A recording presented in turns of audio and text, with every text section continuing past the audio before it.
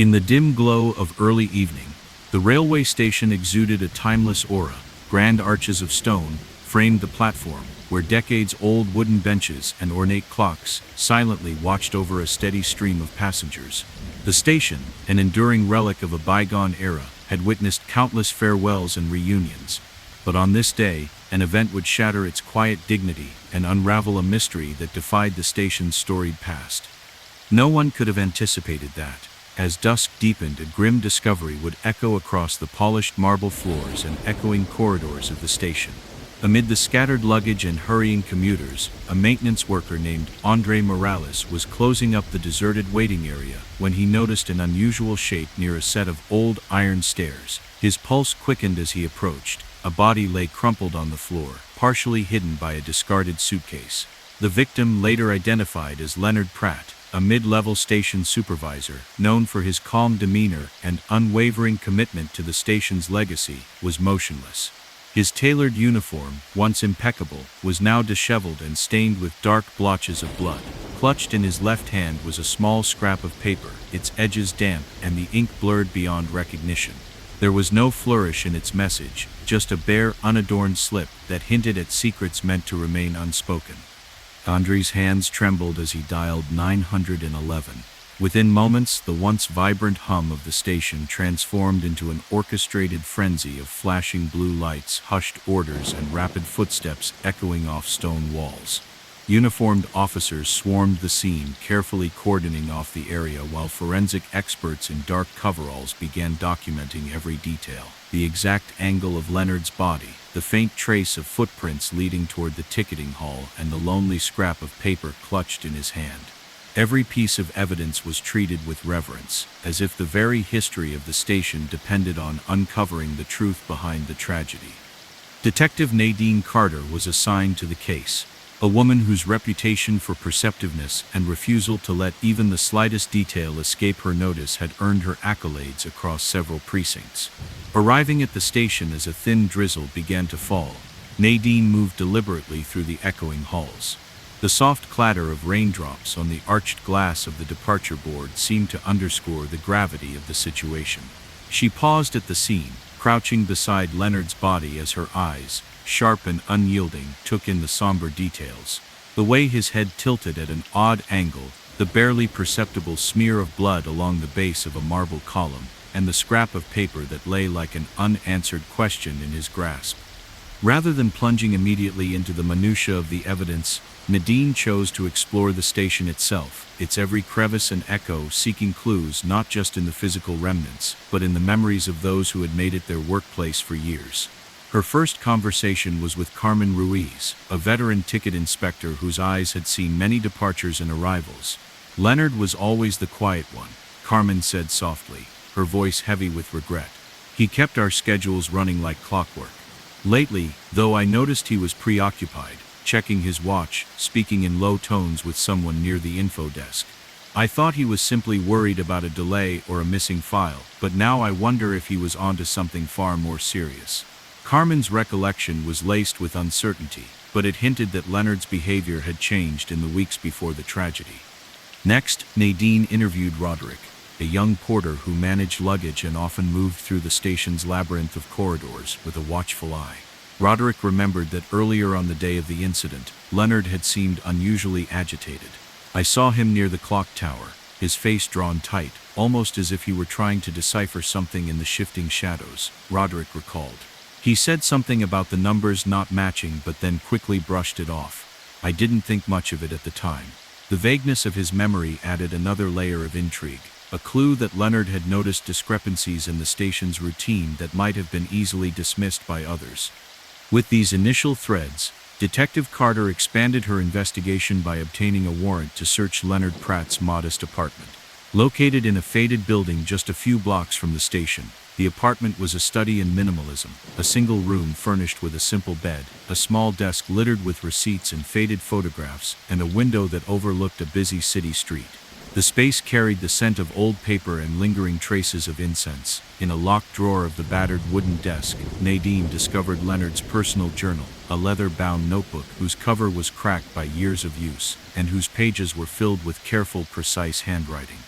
Leonard's journal began with unassuming details, logs of daily tasks, notes on maintenance schedules, and brief observations about the station's operations. But as the entries progressed, his tone shifted subtly. He began to record small inconsistencies in the digital logs compared to the handwritten records stored in the station's archives. "There's a slight difference in the quantities logged each night," one entry read. "It's as if someone is editing the numbers, just enough to make it seem trivial, yet over time it becomes significant. I fear that these alterations are deliberate, meant to hide a larger discrepancy." The final entry, written just 2 days before his untimely demise, ended abruptly mid-sentence. "If I pursue these inconsistencies, I worry that," and then nothing, as if the thought had been violently interrupted.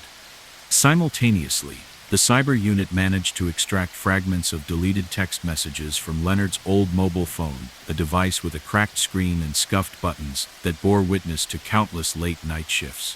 The recovered texts were curt and unadorned. One message read simply, "Stop now," while another said, "Leave it alone." Though the messages were sparse, their clinical, dispassionate tone left no doubt someone was warning Leonard to cease his inquiry into the discrepancies. Rather than adopt a straightforward linear timeline, Detective Carter's investigation unfolded like a complex puzzle. She began by turning her attention to the administrative records of the railway station itself, a treasure trove of data stored in a small utilitarian office behind the main control room. With permission from the station management, Nadine and a seasoned records clerk named Arnold painstakingly compared current digital logs with the original paper ledgers kept in a locked filing cabinet in the station's archives. The differences were subtle, a digit off here, a date altered there, but when these minute discrepancies were compiled over several months, a disturbing pattern emerged. The digital records consistently indicated that maintenance supply orders were fully delivered, while the handwritten logs documented small persistent shortfalls. Over the course of a year, these discrepancies had accumulated to a significant diversion of resources that forensic accountants later confirmed had been redirected into an offshore account linked to a shell corporation. The financial analysis was damning. Using advanced software and painstaking manual reviews, forensic accountants traced the diverted funds through a maze of electronic transactions, demonstrating that small amounts had been siphoned off nightly from the station's operating budget. The numbers, insignificant in isolation, added up over time to a sum substantial enough to impact the station's overall budget, a sum that could only be explained by deliberate fraud rather than accidental error. As the evidence began to solidify, Detective Carter started receiving anonymous communications. A plain envelope was left on her desk at the records office, containing a typed note that stated simply, "Numbers lie." Another tip arrived via a secure email, urging her to cease the inquiry. Although the messages were terse, their tone was unmistakably menacing, reinforcing the idea that someone with power was intent on keeping the discrepancies and the truth hidden. Federal agents soon became involved, adding their advanced digital forensics and financial expertise to the investigation. Their analysis reconstructed a detailed timeline of the deleted messages from Leonard's phone, revealing that the warnings had escalated in the final weeks before his death. Forensic accountants generated intricate charts showing the cumulative impact of the minute discrepancies, mapping out the flow of misappropriated funds into the offshore account. The combined evidence formed a damning mosaic, a carefully orchestrated scheme by mid-level administrators, likely in collusion with external suppliers, to divert funds from the station's maintenance budget over a period of years. Detective Carter compiled all her findings into a comprehensive report, a voluminous dossier spanning hundreds of pages that interwove physical evidence, digital reconstructions, financial analyses, and testimonies from witnesses like Carmen, Roderick, and others. The report presented a clear narrative. Leonard Pratt had uncovered systematic tampering in the station's records, a process that diverted significant resources into a hidden financial channel. When his investigation began to threaten the operation, those responsible silenced him permanently. The dossier was submitted to the district attorney in a series of confidential briefings, its contents an unequivocal indictment of a long-term cover-up. The district attorney, recognizing the far-reaching implications for public trust and the integrity of the railway station, convened a grand jury at the county courthouse, a stark building with a history of tough decisions. Over several sessions that stretched late into storm-riven nights, expert witnesses testified about the digital forensic techniques used to recover the deleted text messages, the statistical analyses that demonstrated the improbability of the discrepancies being accidental, and the financial trail that traced the diverted funds to a shell corporation. Their combined testimony was precise and unyielding. After extensive deliberation, the grand jury returned indictments on multiple charges, including fraud, conspiracy, and accessory to homicide, directly linking the systematic manipulation of records to Leonard's murder. The trial that followed was an exhaustive legal process that unfolded over several weeks in a crowded courtroom filled with local residents, legal experts, and journalists eager for transparency. Federal prosecutors presented their case with a level of detail that left no room for doubt. A digital forensics expert took the stand to display vivid reconstructions of the deleted text messages on large monitors, each message a cold, unadorned warning that had escalated over time. Forensic accountants presented intricate graphs that traced how minor discrepancies, when accumulated over months, diverted a substantial sum from the station's operating budget. Witnesses, including longtime employees and records clerks, testified in measured tones about the gradual erosion of accuracy in the station's ledgers, a process that had allowed corruption to take root in plain sight. When Detective Carter testified, her voice was clear and resolute. She described the moment she first encountered the body in that shadowed corridor, her recollection a careful blend of technical precision and personal sorrow. Every observation, the wet imprint of a shoe on the slick floor, the faded ink of a hastily discarded scrap of paper, the precise order of digital log entries, was recounted with unwavering attention to detail. Her testimony painted a comprehensive picture of a system deliberately manipulated by those who sought to divert resources for their own gain, a picture that left the courtroom in a reflective, somber silence. In the end, the grand jury's indictments led to the conviction of several mid-level administrators and technical operatives directly implicated in the manipulation of the railway station's records. They were sentenced to long-term prison terms, their names recorded in the public record as stark examples of the consequences of corrupt practices. Yet many in the community felt that the verdict was incomplete. The highest-ranking conspirators, the masterminds who had orchestrated the scheme from behind a veil of digital complexity and institutional protection, managed to evade full accountability through complex legal defenses. Their identities remained largely hidden in the final documents, a lingering reminder that even when a significant portion of corruption is exposed, some secrets may persist. In the aftermath of the trial, the management of the railway station faced intense public scrutiny. Under pressure from independent auditors and outraged citizens, the station's digital record-keeping systems were completely overhauled. New protocols were introduced that required real-time logging of every maintenance and supply transaction, robust encryption of data, and regular public-facing audits. These measures, while unable to erase the past, represented a firm commitment to transparency and accountability, an effort to restore public trust in an institution that had long been a symbol of reliability. Local media outlets, committed to uncovering the truth, produced a series of in-depth investigative reports and documentaries that chronicled every phase of the case, from the grim discovery in a quiet corridor to the painstaking digital reconstructions that had revealed a covert network of corruption. Public forums and town hall meetings were organized in community centers, where residents and experts engaged in passionate debates about the ethics of digital record keeping and the importance of maintaining an unaltered historical record. The case of Leonard Pratt, a man whose unwavering dedication to accuracy cost him his life, became a rallying point for those determined to protect public institutions from hidden corruption. Detective Carter continued her work with a profound sense of purpose. In the quiet hours of early morning, in a modest office lit by the soft glow of a desk lamp, she often reviewed the recovered pages of Leonard's journal and re-examined the digital traces of deleted messages. Every minute detail, each altered digit, each forgotten note, served as a reminder that the pursuit of truth is a continuous journey, one that demands vigilance and an unwavering commitment to uncovering even the most deeply buried secrets.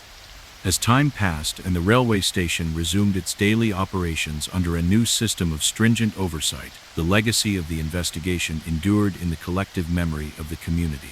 The reformed digital records, now fortified by modern technology and independent audits, became a symbol of transparency, a tangible assurance that no discrepancy would ever again be allowed to slip into obscurity. Community leaders, emboldened by the case's revelations, organized regular public meetings to discuss the importance of ethical record-keeping and the need for continuous oversight.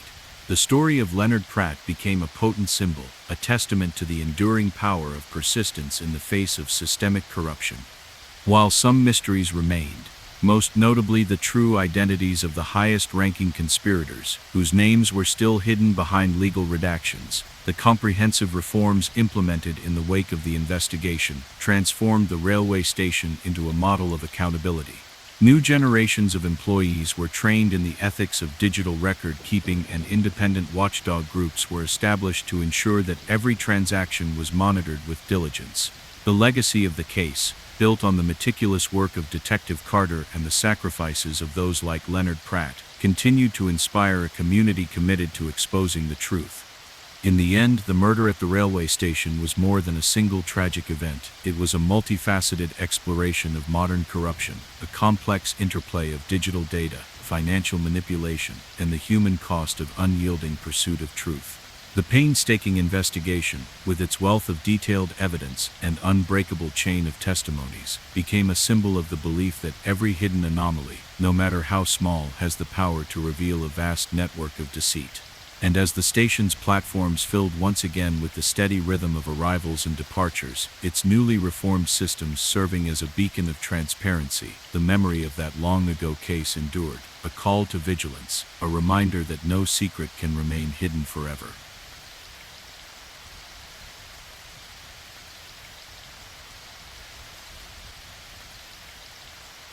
The casino was alive with a dissonant energy that night. A sprawling complex of slot machines, card tables, and whispered wagers nestled within the heart of the city. Under the glare of neon lights and the persistent hum of electronic sounds, patrons in tailored suits and shimmering dresses moved through the corridors like characters in a never-ending play. At first glance, the scene was one of jubilant excess and promise, yet behind the vibrant facade, a darkness was taking root. In a secluded corner of the high-rise establishment, where the clatter of chips and laughter barely reached, a man in a crisp vest and worn tie lay sprawled on the polished marble floor of a private gaming lounge. His lifeless eyes stared upward, reflecting the chaotic swirl of colorful lights from the overhead chandeliers.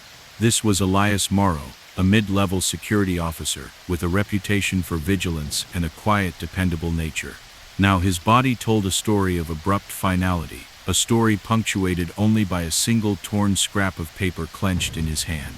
There were no cryptic phrases, no grand pronouncements, just a blank slip, as if discarded in the hurry of his final moments. At first it was the piercing shock on the face of Lydia Grant, a cocktail waitress passing by on her break, that drew attention to the grisly sight. Lydia froze at the threshold of the lounge, her eyes wide in disbelief, as she took in the still figure of Elias and the unsettling stillness of the room. With trembling hands, she reached for her phone and dialed emergency services. Within minutes, the casino's background clamor was replaced by the methodical efficiency of uniformed officers and forensic teams, their footsteps echoing in the silence that followed the initial scream. Detective Simone Rivera, whose unorthodox methods and unwavering determination had earned her both respect and wary admiration among her peers, arrived as the night deepened. Simone was not a stranger to the undercurrents of urban crime, and as she stepped into the private lounge, the interplay of light and shadow seemed to narrate a silent testimony of betrayal. Rather than rush to secure the scene, she paused, allowing her eyes to wander slowly over every detail, the curve of Elias's limp body, the way his hand still gripped the scrap of paper, and the delicate imprint of footprints leading away toward a door marked staff only. Every element was noted in her leather-bound notebook with the precision of a seasoned investigator. Instead of constructing a simple linear timeline, Simone's approach was more like assembling a mosaic, carefully collecting fragments of testimony, physical evidence, and digital data to form a complete picture of what had transpired.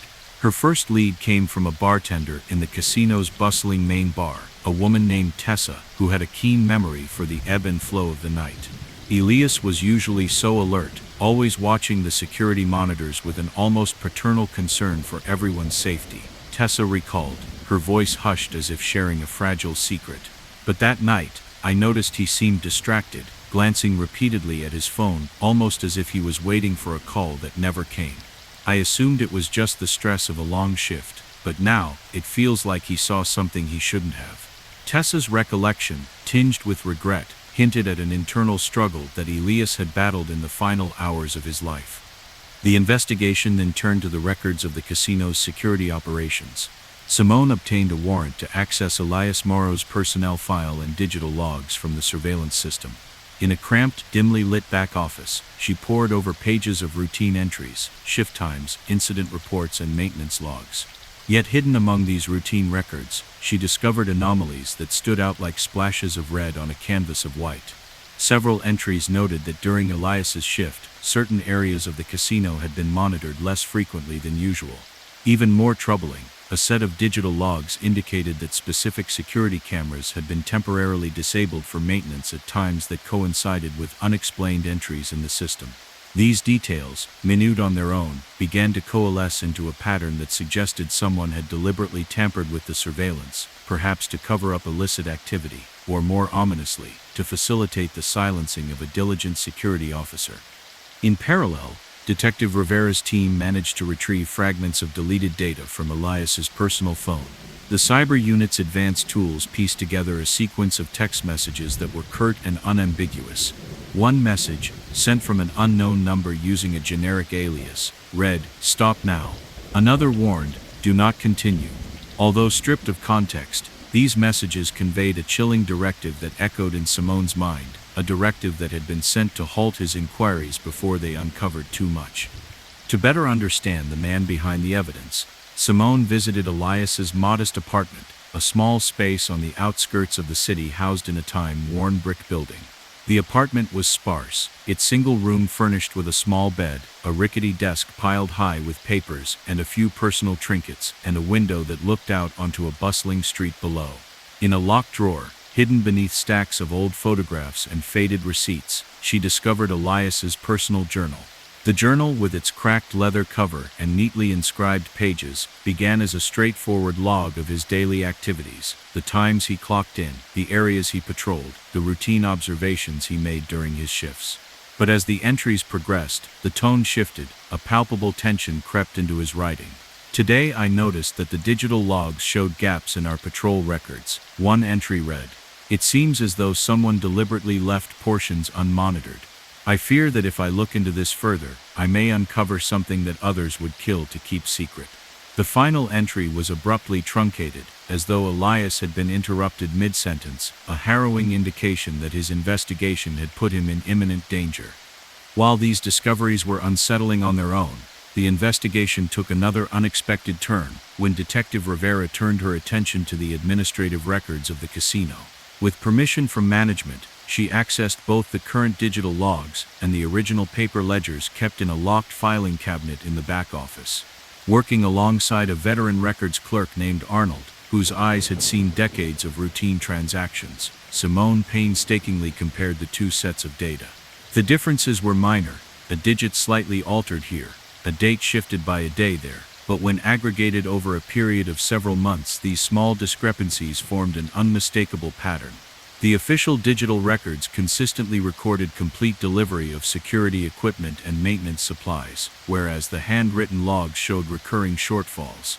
When added up, these discrepancies pointed to a diversion of resources that was significant enough to affect the casino's overall operating budget, a diversion that, as forensic accountants later confirmed, had been funneled into an offshore account associated with a shell corporation.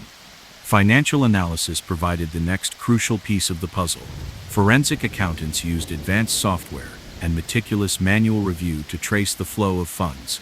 They revealed that the slight consistent discrepancies in the records had led to the misappropriation of a substantial sum over a period of years. Money that should have been allocated for essential maintenance and security upgrades had been covertly redirected. The diverted funds ultimately ended up in a series of untraceable transactions linking to a generic corporate entity, a shell corporation that had no clear public affiliation, yet whose existence was undeniable. This financial trail was damning, and it confirmed what the physical and digital evidence had long suggested: someone had been systematically exploiting the system for personal gain. As Detective Rivera's investigation deepened, anonymous tips began to arrive, simple notes delivered to her at the station, or sent via secure email. One message, typed on plain stationery and left on a clipboard in the back office, stated, "Records reveal what they hide." Another message warned plainly, "Stop questioning, or you'll be next." The anonymity and brevity of these communications reinforced the sense that a powerful covert group was determined to silence any further inquiry. Federal agents, alerted by the mounting evidence, eventually joined the case, bringing with them sophisticated digital forensic tools and advanced financial tracking software. Their efforts allowed them to reconstruct a detailed timeline of the deleted messages from Elias's phone, revealing that the warnings had become increasingly frequent in the final days of his life. Simultaneously, forensic accountants created elaborate graphs that charted the incremental financial discrepancies, clearly demonstrating that the misappropriation of funds was not accidental but orchestrated with precision over an extended period. Detective Rivera compiled all the evidence into a comprehensive report, a sprawling dossier of hundreds of pages that wove together the physical remnants from the crime scene, digital reconstructions of deleted messages, detailed financial analyses, and interviews with witnesses and former employees. The report painted a damning portrait of a systematic cover-up. Mid-level administrators within the casino's management, in collusion with external suppliers, had been manipulating the records to divert funds for their personal enrichment. Their scheme, executed with meticulous precision, had gone undetected for years until Elias Morrow's own investigations began to raise questions. The dossier argued convincingly that Elias's murder was not random but was a calculated act meant to silence a man who had dared to expose a dangerous secret. The district attorney, disturbed by the implications for public trust and the integrity of the casino's operations, convened a grand jury in the county courthouse, a utilitarian building whose stark interiors had borne witness to many solemn proceedings. Over several long, grueling sessions that stretched deep into storm-racked nights, expert witnesses testified about the digital forensic methods used to recover the deleted texts, the statistical improbability that the discrepancies were mere errors, and the detailed financial analyses that traced the misappropriated funds to the offshore account. Their combined testimonies left little room for alternative interpretations. Finally, after exhaustive deliberation, the grand jury returned indictments on multiple charges, including fraud, conspiracy, and accessory to homicide, charges that directly linked the systematic record manipulation to the murder of Vincent Moore. During the trial, held in a crowded courtroom buzzing with anticipation, federal prosecutors presented their case with unyielding precision. Large monitors displayed vivid digital reconstructions of the deleted messages, each screen flickering with the stark warnings extracted from the victim's phone. Forensic accountants showcased intricate graphs that mapped out the gradual diversion of funds, and witness after witness described in measured tones the subtle, almost imperceptible changes in the casino's maintenance records. Every detail, from the precise angle of a dropped paper to the cumulative effect of small numerical shifts, was laid bare, forming a comprehensive narrative that linked the covert scheme to the final fatal act. When Detective Rivera took the stand, her testimony was delivered with a quiet blend of technical detail and personal sorrow. She recounted the moment she discovered Elias's body amid the neon shadows of the private lounge, her voice steady as she described the rain-slicked concrete, the gentle trace of blood on a marble column, and the unadorned scrap of paper that held a final haunting message. Her narrative was interwoven with reflections on the painstaking work that had gone into correlating digital logs with physical records, and the heart-wrenching realization that a dedicated man's pursuit of truth had been mercilessly ended. The courtroom listened in solemn silence as she detailed every step of the investigation, leaving no doubt that the corruption had been deliberate and that the cost had been high. Ultimately, the trial culminated in the conviction of several mid-level administrators and technical operatives directly involved in the manipulation of the casino's records. They were handed lengthy prison sentences, their names recorded in the public record as stark warnings of the consequences of corruption. Yet many in the community felt that the verdict was only partially satisfying. The highest-ranking conspirators, the masterminds behind the entire cover-up, managed to evade full exposure through intricate legal defenses, and their identities remained shrouded in redacted documents. This lingering mystery served as a bitter reminder that even when significant corruption is unearthed, some of its deepest roots may remain concealed. In the months that followed, the casino's management was forced to confront a dramatic new reality. Under immense public pressure, and with independent auditors scrutinizing every transaction, the casino overhauled its digital record-keeping systems. New protocols were enacted to ensure real-time logging of every supply order and maintenance activity, with robust encryption and regular public-facing audits. The sweeping reforms, though implemented gradually, signaled a renewed commitment to transparency and accountability, a promise that no secret, no matter how minute, would be allowed to compromise the integrity of the institution again. Local media, driven by a deep commitment to investigative journalism, produced a series of detailed reports and documentaries that captured every phase of the investigation, from the haunting discovery of the body in the dimly lit lounge to the painstaking digital reconstructions that had revealed the covert network of fraud.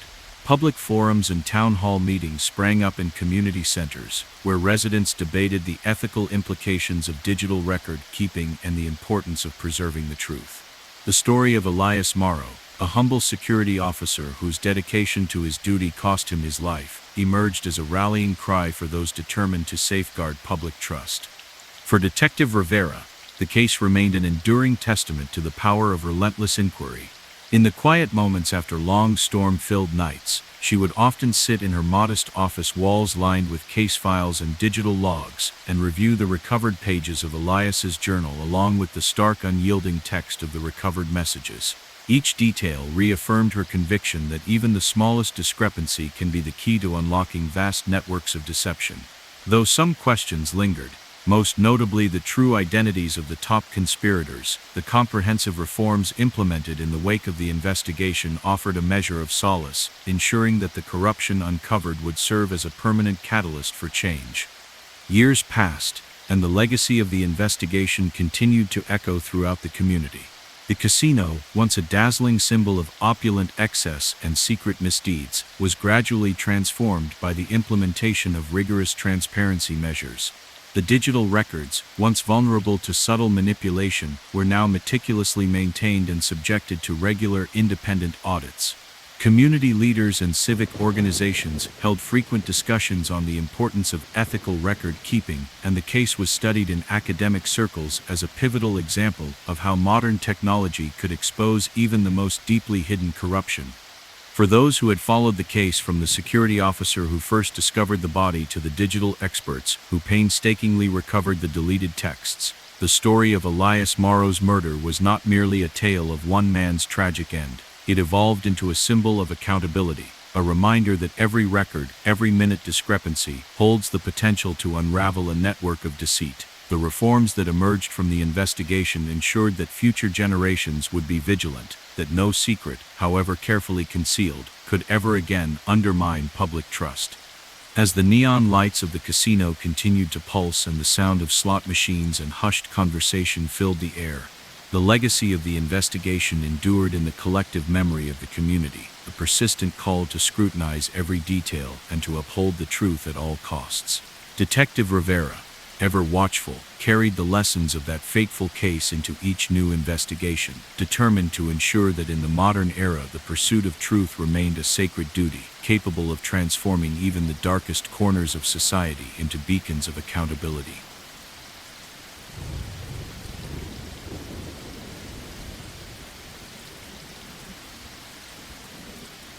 In the rusted embrace of an abandoned junkyard, the heat shimmered off corrugated metal and twisted piles of discarded machinery. The place was a sprawling labyrinth of forgotten relics, old car parts, broken appliances, and heaps of twisted sheet metal that crept across the cracked earth. Late in the afternoon, as a blood-orange sun dipped behind distant hills, the setting seemed almost poetic, nature reclaiming man's detritus in a silent, determined struggle. Yet beneath this raw beauty, an unspeakable act was unfolding, a secret that would soon embroil the community in a tangled web of lies and betrayal. At the far end of the yard, near a rusted truck that had long since surrendered to decay, A solitary security guard named Nora Alvarez performed her final patrol. Nora, with tired eyes that reflected years of night, watching in the harsh glare of industrial decay, paused at a shadowy corner beneath a collapsed overhang. There, amid twisted metal and scattered debris, she discovered a body. The man lay crumpled on the dusty ground, his form partially obscured by a tangle of old tires and broken glass. His once neat uniform was now disheveled and soiled, marked by dark stains that spread like blotches in the fading light.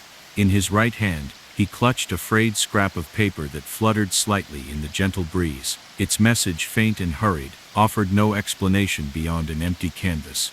Nora's heart pounded as she fumbled for her radio, her voice quavering as she reported the discovery. Within moments, the quiet murmur of the junkyard was interrupted by the sound of approaching sirens and the steady footsteps of uniformed officers. Forensic specialists, clad in blue coveralls and armed with cameras and evidence bags, converged on the scene. They worked methodically, photographing every detail, collecting fragments of evidence from the dusty ground, and carefully preserving the torn paper. The body, later identified as Devin Marlowe, a maintenance technician known for his unassuming dedication to keeping the facility secure, spoke of a final, inexplicable encounter. There was no obvious sign of a struggle. Instead, the scene was arranged with a disturbing calm that hinted at premeditation. Detective Simone Hart, newly assigned to the case and noted for her unconventional investigative methods, arrived as the late afternoon light softened into a cool, shadowy dusk. Simone, with her keen eyes and calm, methodical approach, surveyed the junkyard from a vantage point near an old stack of rusted car hoods. The metallic tang of oxidation mingled with the dusty aroma of decomposing leaves and old grease. Rather than rushing to secure the scene, she began a slow, deliberate walk among the piles of scrap, each step measured and every detail observed. The way Devin's body lay, the slight indentations in the dust where his weight had pressed against the concrete, and even the placement of the scrap paper in his hand were all noted meticulously. It was as if the scene had been set to deliver a silent message, one that whispered of hidden truths and dangerous secrets. Rather than following a straightforward chronology, Simone's investigation unfolded in layers. Her first step was to collect the fragmented recollections of those who had frequented the junkyard. She interviewed Malik, a young mechanic, who often scavenged for spare parts among the twisted wreckage. Malik remembered Devin as a quiet man with an unremarkable routine. He was always methodical, checking every piece of equipment and making sure nothing was out of place. Malik recalled, his voice low and hesitant. But lately, he was acting different, like he was fixated on something. I overheard him talking to someone about numbers not matching up in the supply logs, though I couldn't catch everything. I assumed it was just the pressure of the job. Malik's sparse testimony suggested that Devin had become embroiled in something beyond his routine responsibilities. Next, Simone spoke with Ria, an older scavenger who had made the junkyard her temporary home for many years. Ria's eyes, bright despite her weathered face, held a knowing look as she described Devin's behavior. He wasn't like the others, Ria murmured. He used to joke and laugh, but in the past few weeks, he became quiet, almost secretive. I saw him arguing softly with a fellow worker near the old compressor section. I couldn't tell what it was about, but he looked as if he was desperate to know something. Ria's recollections, though vague, added a layer of urgency to the investigation, a sense that Devin had been on the verge of uncovering a secret that someone wanted to keep hidden. Eager to understand the man behind the mystery, Detective Hart obtained a search warrant for Devin Marlowe's modest apartment in a dilapidated building near the junkyard. The apartment was a small, sparsely furnished space with peeling wallpaper and a single narrow window that overlooked a busy street far from the isolation of the yard. In a locked drawer of a battered desk, Simone discovered Devin's personal journal, a time-worn leather-bound notebook filled with neat, precise handwriting. The early pages were innocuous, lists of daily tasks, detailed notes about the maintenance schedules at the junkyard, and simple observations about the state of old machinery. But as the entries progressed, Devin's tone grew more troubled. In one entry dated just days before his death, he wrote, "There is a persistent shortfall in our supply orders. Every week something is missing, a bolt, a circuit board, a piece of wiring. I first assumed it was human error, but the consistency is too alarming. I fear that someone is systematically diverting resources, and if I probe any further, I might provoke an unwelcome reaction. The final entry ended abruptly, the ink fading into a series of hurried strokes that left the sentence incomplete, as if his thoughts had been violently interrupted. Simultaneously, the cyber unit managed to extract fragments of deleted text messages from Devon's rugged cell phone, a device with a cracked screen and worn keys that had clearly seen countless long shifts. The recovered messages were brief, direct, and devoid of emotion. One message read, "Stop digging," while another warned, "Your inquiry ends now." The plain, unembellished language of these messages was chilling, each word a stark command that underscored the notion that Devon's investigation had attracted the attention of someone with the power to silence him. Detective Hart then turned her attention to the administrative records of the junkyard's maintenance operations, a haphazard collection of digital logs and original handwritten forms stored in a cramped office behind the main building. With the help of an experienced records clerk named Fernando, who had managed these documents for over 2 decades, Simone painstakingly compared the current digital entries with the original paper logs. The differences were minute, a digit altered here, a date adjusted there, but when analyzed over several months, they formed a consistent pattern. The digital records invariably showed that every delivery of parts was complete, whereas the handwritten logs documented recurring shortfalls, small deficits that, when accumulated, amounted to a significant diversion of resources. Forensic accountants were brought in to analyze the financial data, and their painstaking work revealed that these discrepancies had resulted in the siphoning off of a considerable sum over time, money that had been funneled through a series of electronic transactions to an offshore account linked to a shell corporation. As the layers of evidence piled up, Detective Hart began receiving anonymous tips. One plain envelope, left in the office behind the main maintenance desk, contained a typed note that simply stated, "Numbers don't lie." Another tip, sent from an untraceable email address, urged her to cease your investigation. Though these messages were sparse in detail, their tone was unmistakably urgent, reinforcing the theory that those behind the cover-up were determined to keep their secret hidden at any cost. Federal agents were eventually brought into the investigation, adding their expertise in digital forensics and financial analysis. Using advanced software, they reconstructed a nearly complete timeline of the deleted messages from Devon's phone, revealing that the warnings had grown steadily more frequent in the final days before his death. Simultaneously, forensic accountants produced detailed charts that tracked the cumulative effect of the minor discrepancies, confirming that the diverted funds were substantial. The combined evidence formed a damning mosaic, a calculated long-term scheme to manipulate the maintenance records for personal enrichment. It appeared that a network of mid-level administrators, possibly in collusion with external suppliers, had orchestrated this diversion, and when Devon's own inquiries threatened to expose the scheme, the fatal silence was enforced. Detective Hart compiled all her findings into a comprehensive report, a sprawling dossier that spanned hundreds of pages and interwove physical evidence, digital reconstructions, financial analyses, and witness testimonies into a coherent narrative. The report argued convincingly that the discrepancies in the maintenance records were not mere errors, but deliberate adjustments designed to siphon off resources, and that Devon Marlowe's murder was a premeditated act to silence a man who had begun to document this corruption. The dossier was submitted to the district attorney in a series of confidential briefings, its contents a powerful indictment of a deep-rooted cover-up.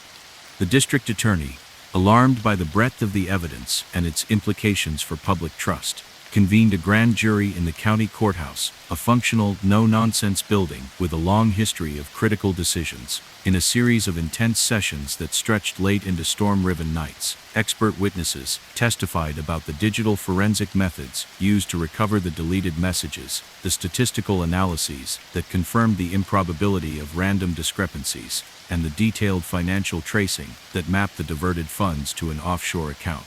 Their combined testimony left little room for doubt. After lengthy deliberation, the grand jury returned indictments on multiple charges, including fraud, conspiracy, and accessory to homicide, charges that directly linked the systematic manipulation of the maintenance records to the murder of Devon Marlowe. The trial that followed was a marathon legal process unfolding over several weeks in a crowded courtroom filled with local residents, legal experts, and a throng of journalists hungry for transparency. Federal prosecutors presented their case with meticulous precision, interweaving digital reconstructions of the deleted text messages with detailed financial graphs that charted the incremental loss of funds. A digital forensics expert took the stand to demonstrate how the recovered messages, each a terse command to stop digging, had been painstakingly pieced together, their origins tracing back to a concealed network of insiders. Forensic accountants unveiled complex charts that showed how seemingly trivial discrepancies, when aggregated over time, diverted a substantial sum from the maintenance budget. Witness after witness testified about the slow, almost imperceptible changes in the original records, a process that allowed corruption to fester unnoticed until it reached a breaking point. When Detective Hart took the stand, her testimony was delivered with a blend of technical clarity and personal grief. She recounted the moment she had discovered the body in that desolate corner of the junkyard's sprawling grounds, her voice unwavering as she detailed every element, from the slick pattern of rain-damp concrete to the fragile scrap of paper that clung to the victim's hand. Her narrative wove together the physical evidence, the digital breadcrumbs, and the financial anomalies into a coherent story of deliberate manipulation.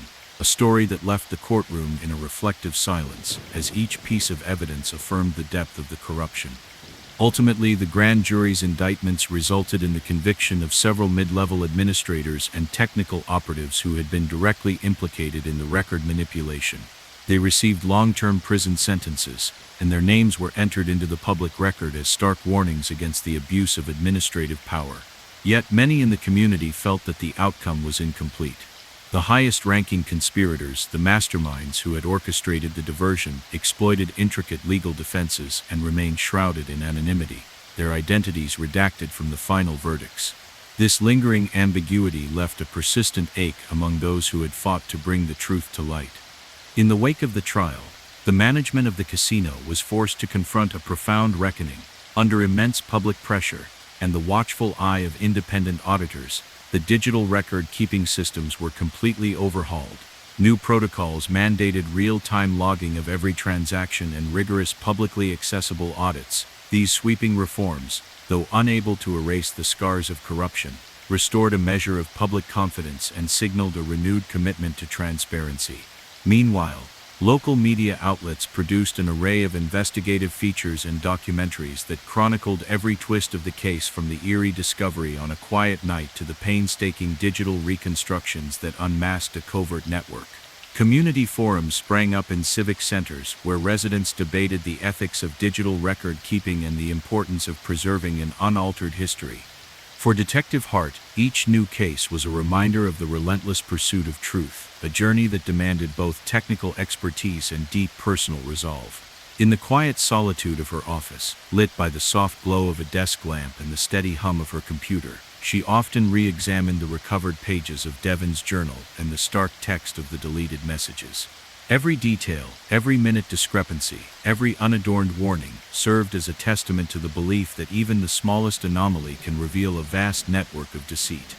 In time, the legacy of the investigation reshaped not only the operations of the railway station, but also the broader commitment of the community to accountability.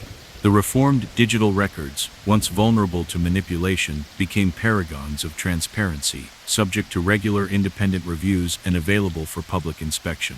Public discussions about ethical governance and the protection of digital archives became common at neighborhood meetings and city council forums. The story of Devon Marlowe, a dedicated technician whose quest for truth cost him his life, evolved into a rallying call, a symbol of the community's unwavering dedication to ensuring that every hidden detail is brought into the light.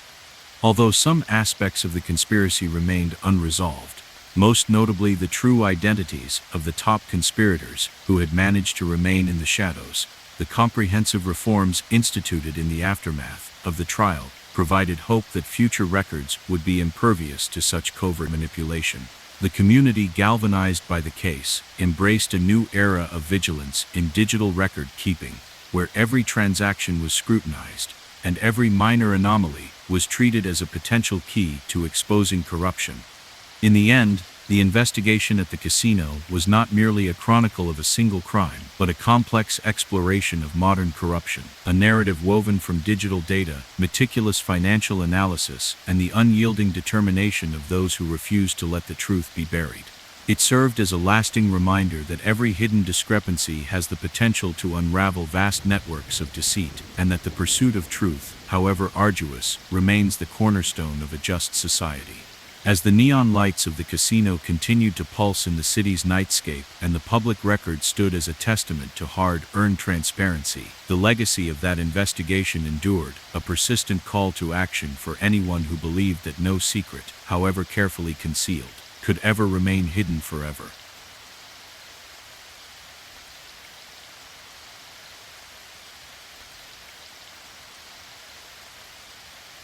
In the glare of a merciless midday sun, the port sprawled out like a living maze of concrete, metal, and salt. Crans towered above a labyrinth of shipping containers, their vibrant colors dulled by years of sun and sea, while restless trucks rumbled along dusty roads. This was the shipping port, a vital artery of commerce, where cargo from distant lands arrived daily and left just as quickly. Amid the constant rhythm of activity and the scent of brine mingling with diesel fumes, a dark secret was about to emerge. At first glance, the port's bustle was a symphony of organized chaos. Containers were meticulously stacked, foremen barked orders from elevated platforms, and workers in neon vests moved in disciplined lines. Yet in one remote corner of the container yard, a desolate expanse lined with towering steel boxes and forgotten machinery, a grim discovery shattered the normal cadence of life. Jamal Reed, a seasoned security guard, known for his meticulous rounds and unflappable demeanor, was making his final circuit that sweltering afternoon. His footsteps echoed on the sun-baked concrete as he navigated between towering stacks of shipping containers. At a cluster of rusted dented containers, in an isolated section of the yard, Jamal's trained eyes caught an anomaly. A dark, unmoving shape sprawled near a pile of discarded tarps. His heart thumped in his chest as he approached, and in the harsh light he saw the unmistakable form of a man lying on the rough ground. The victim was later identified as Seth Monroe, a mid-level supervisor at the port who had long been respected for his dedication and deep knowledge of the facility's operations. Now Seth lay motionless on the scorched concrete, his uniform, once immaculate and crisp, now stained with patches of dried blood that contrasted sharply with the dusty floor. His face was contorted in an expression of shock and disbelief, and his hands, slack at his sides, clutched a small scrap of paper whose message was obscured by the grime of the yard. There was no flourish, no grand declaration, just a simple slip of paper, as if hastily dropped in his final moments. Jamal's voice, usually steady and measured, trembled as he reached for his radio and reported the discovery. Within minutes, the air of routine was shattered by the sound of approaching sirens and the rapid footsteps of uniformed officers. Under the blazing sun, forensic experts in light-colored coveralls began their meticulous work, photographing every detail: the position of Seth's body, the scattered footprints in the dust, and the faded scrap of paper lying near his hand. Every element of the scene was treated with careful precision, as if the very fate of the port depended on uncovering what had transpired here. Detective Marisol Vega was soon assigned to the case. Known for her innovative approach and relentless pursuit of even the smallest clue, Marisol arrived at the port as the day began its slow descent into late afternoon. The heat had softened to a simmer, and the once blinding concrete now shimmered with the promise of approaching twilight. Dressed in a dark blazer and armed with a well-worn notebook, she walked slowly along the perimeter of the container yard. Her eyes, honed by years of investigative work, scanned every inch of the area: the deep impressions of footsteps in the sun, cracked dust, the gentle smear of blood trailing from the victim's hand to a nearby container, and the discarded paper that lay like a silent testament to a secret abruptly interrupted. Marisol chose not to rely on a neat, linear timeline, but instead allowed the investigation to unfold in fragments. Her first step was to speak with those who might have seen or sensed something unusual that day. In a cramped break room near the cargo docks, she met Luis Ramirez, a forklift operator, whose hands were as calloused as the port's weathered metal. Luis recalled that earlier that day, Seth had been unusually animated. He was checking the digital logs on his tablet more than usual, Luis said, his voice low and hesitant. I noticed he was comparing numbers, his brow furrowed. He mentioned something about shipments not matching up, like some items were missing. I thought it was just his routine check, but now it seems he was onto something. Luis's recollection hinted at an unexpected side of Seth, one of quiet concern and meticulous scrutiny that few had seen before. Marisol then interviewed Rosa Delgado, a seasoned container inspector who spent her days trudging through rows of steel boxes. Rosa remembered Seth's final days with a tinge of worry. He was always so dependable, always making sure everything was in order. Rosa recalled, her eyes reflecting years of hard-earned experience. But a few days ago, I heard him talking with someone near the administrative block, his voice low and urgent. He said something about discrepancies in the manifest and that the numbers weren't adding up as they should. I brushed it off at the time, thinking he was just stressed, but now I'm not so sure. Rosa's testimony added another thread to the emerging tapestry, a pattern of behavior that suggested Seth had been investigating irregularities that extended beyond routine maintenance. Seeking to understand the full scope of what Seth had uncovered, Detective Vega obtained a search warrant for his modest apartment in a neighboring building. The apartment was unassuming, a single room with minimal furniture, its walls adorned with faded photographs of family gatherings and memories of a simpler time. The space carried a faint aroma of old paper and coffee, a quiet testament to a life dedicated to diligent work. In a locked drawer of a battered desk, Marisol discovered Seth's personal journal, a leather-bound notebook with a cover scuffed by years of use, its pages filled with neat, careful script. Seth's journal began as an unremarkable log of daily tasks, notes on shift timings, brief observations of equipment, performance, and routine details of the port's operations. But as the entries progressed, a different tone emerged. Seth wrote about small discrepancies in the shipping manifests and maintenance orders, tiny numbers missing here, a slight shift in quantities there.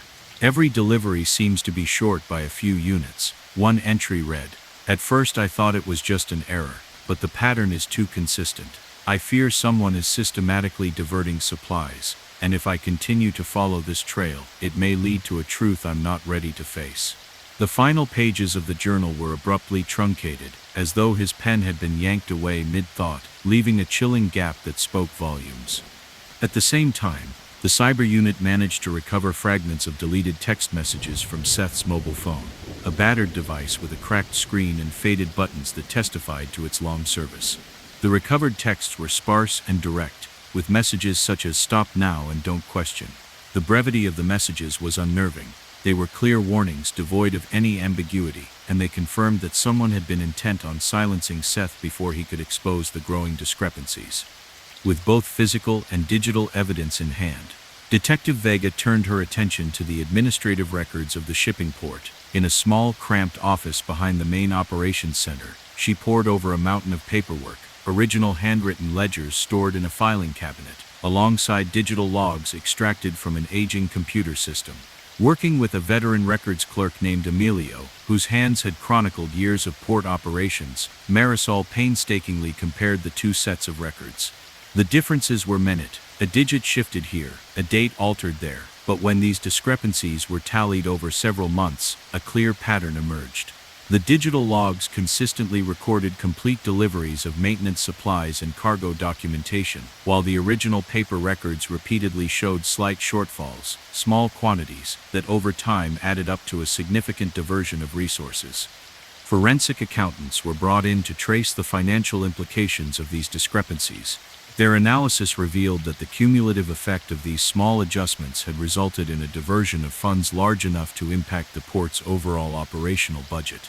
Money that should have been allocated for essential repairs and security upgrades had been quietly siphoned off through a series of electronic transactions, eventually disappearing into an offshore account associated with a shell corporation. The financial trail was painstakingly reconstructed, each transaction a tiny brushstroke in a larger picture of systematic fraud. The evidence left little doubt this was no matter of innocent error, but a deliberate scheme orchestrated by a network of mid-level administrators in collusion with external suppliers. As Detective Vega's investigation deepened, anonymous tips began to surface. A plain envelope, delivered to her in the operations office, contained a typed note. Every number tells a story. Another tip, sent via a secure email from an untraceable address, urged her to cease the inquiry. Though these messages offered little detail, Their terse, commanding tone reinforced the theory that the perpetrators were not only aware of the investigation, but were willing to use intimidation to keep their secrets safe.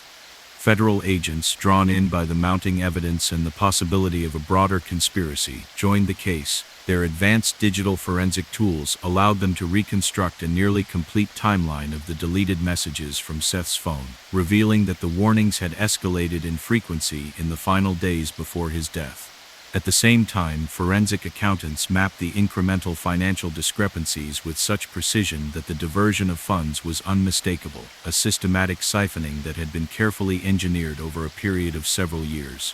The combined evidence formed a damning mosaic, a compelling narrative that linked the manipulation of the administrative records to a covert operation designed to enrich a select group at the expense of public resources. Detective Vega compiled all her findings into an extensive report, a voluminous dossier that spanned hundreds of pages.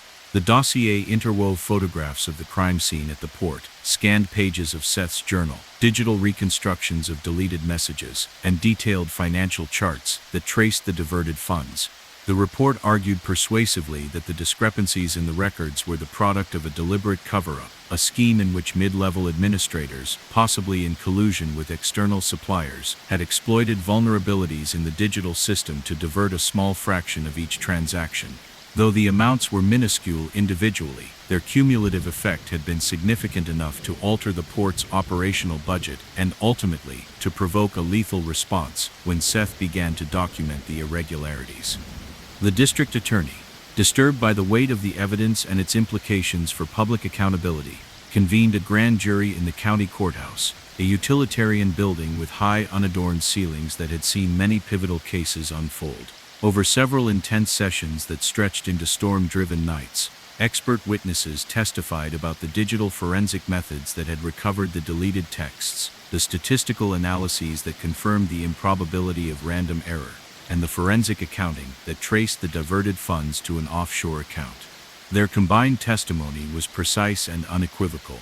After lengthy deliberation, the grand jury returned indictments on multiple charges, including fraud, conspiracy, and accessory to homicide, directly linking the systematic manipulation of the records to the murder of Seth Monroe.